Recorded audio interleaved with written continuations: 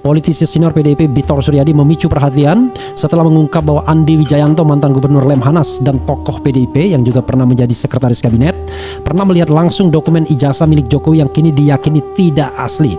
Dalam keterangannya kepada wartawan pada Jumat 13 Juni 2025, Bitor menyebut bahwa Andi melihat dokumen tersebut saat proses pencalonan Jokowi untuk Pilpres 2014. Namun dokumen itu diduga hasil cetakan ulang tahun 2012 saat Jokowi mencalonkan diri sebagai gubernur DKI Jakarta. Andi saat itu belum sadar kalau dokumen yang dilihatnya adalah cetakan tahun 2012. Itu dipakai Jokowi saat mendaftar ke Pilgub DKI, ungkap Bitor. Bitor bahkan mengklaim bahwa dokumen tersebut dicetak di kawasan Pasar Pramuka, Salemba, Jakarta oleh tim inti Jokowi yang berasal dari Solo. Tim ini disebut terdiri atas nama-nama seperti David, Anggit, dan Widodo, yang kemudian bekerja sama dengan kader PDIP DKI seperti Dani Iskandar, Indra, dan Yulianto. Untuk memenuhi berkas pendaftaran ke KPUD DKI, mereka mengerjakan dokumen itu di pojok Pasar Pramuka, jelasnya. Direktorat Reserse Kriminal Umum Polda Metro Jaya menggerebek tempat pembuatan dokumen palsu di toko percetakan di Jalan Pramuka, Senen, Jakarta Pusat. Petugas menyita puluhan ijazah, KTP, dan buku nikah palsu yang berada di dalam toko. Petugas mendapatkan puluhan ijazah palsu, KTP palsu, dan buku nikah palsu. Menurut Denny, pemilik toko, selembar ijazah palsu dijual dengan harga Rp1.500.000, sedangkan untuk ijazah SMA dijual dengan harga Rp800.000. Polda Metro Jaya mensinyalir tempat itu adalah sumber pembuat dokumen palsu di Jakarta. Mereka yang ditangkap terancam hukuman penjara 7 tahun.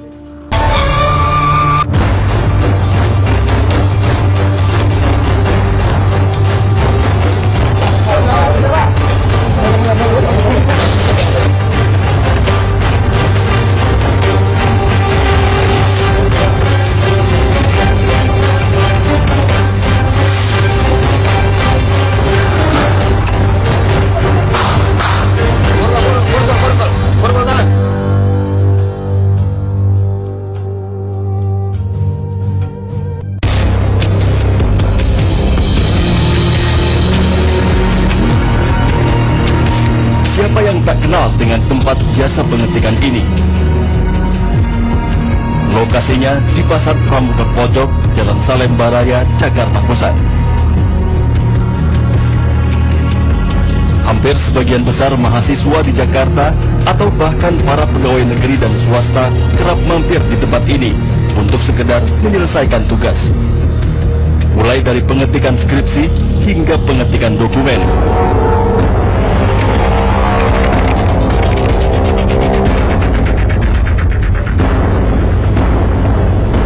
Namun pekan lalu, tempat ini digerebek aparat kepolisian daerah Metro Jaya. Sedikitnya 23 karyawan dan pemilik kios di tempat ini diinterogasi satu persatu. Penggerebekan ini bukan tanpa alasan. Mereka diduga kuat telah melakukan pelanggaran pemalsuan dokumen.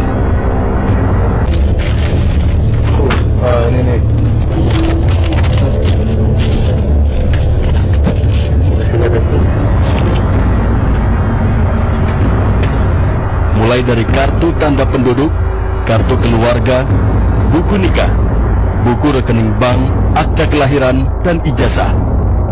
Untuk mencari barang bukti, setiap toko yang dicurigai digeledah oleh polisi dari Subdit Kejahatan dan Kekerasan Polda Metro Jaya ini. Bukan cuma sejumlah dokumen yang dipalsukan, tempat ini juga menyediakan stempel palsu dari berbagai instansi pemerintah dan universitas. Dinas DKI Jakarta, Jakarta Pusat, Universitas Borobudur.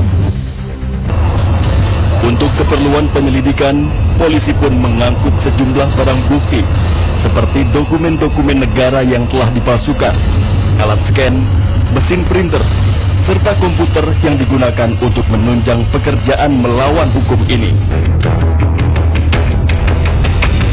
Mereka adalah Teddy Hermansyah, pemilik kios jasa pengetikan Samudra Jaya, Nurul Ihsan dan Jaka Lelana alias Jack, pemilik kios jasa pengetikan Rama Komputer, Muhammad Andrianto, pemilik kios jasa pengetikan Java Komputer, Karno, pemilik kios jasa pengetikan bernomor 78D. Selanjutnya, Junaidi HR alias John, pemilik kios jasa pengetikan John Komputer. Indra Kameswara alias Indra, pemilik kios Indra Printing. Serta Aep Apriyadi, pemilik kios Aep Komputer. Sementara itu, satu tersangka lain berinisial DN hingga saat ini masih diburu. DN merupakan pemasok belangko dokumen atau akta otentik kepada tersangka lainnya.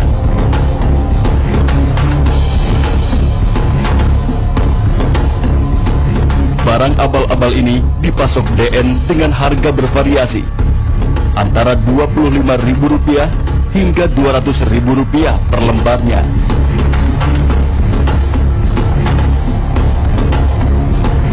Sekarang saya ada di bawah layang Pramuka. Ada tempat di pojokan tukang ketik dan bikin semua dokumen yang diperlukan, baik yang asli maupun duplikat. Itu persis di bawah layang, di samping layang Pramuka Jakarta Pusat. Nah, sekarang kelihatan tinggal kenangan, guys. Karena tuh teman-teman bisa lihat pada udah di pagar-pagerin ya, dan juga ditempel berbagai spanduk. Kayaknya ini akhir dari sebuah cerita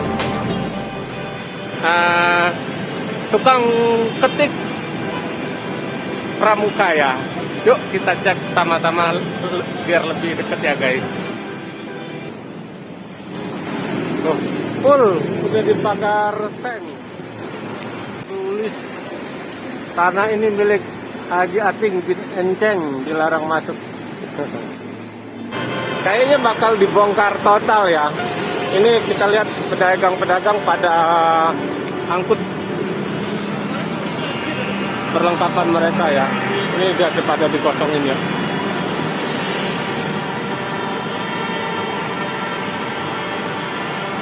Keterangannya apa nih, guys?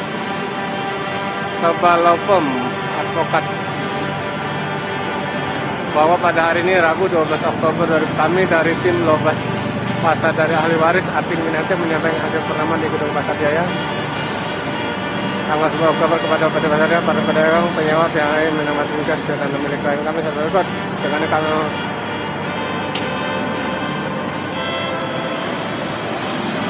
ya himbauan untuk mengosongkan bahwa apa seperti dilakukan sampai hari Kamis tanggal 13 Oktober kami mengajukan tuntutan pihak dan barang-barang berada tanah mereka kami tidak kerusakan kehilangan barang di atas tanah mereka. Kami pindahkan barang-barang berada tanah mereka di luar.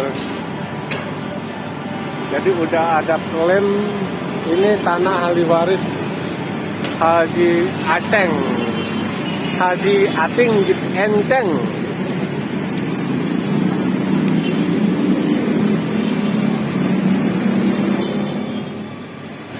Full dibakar, guys.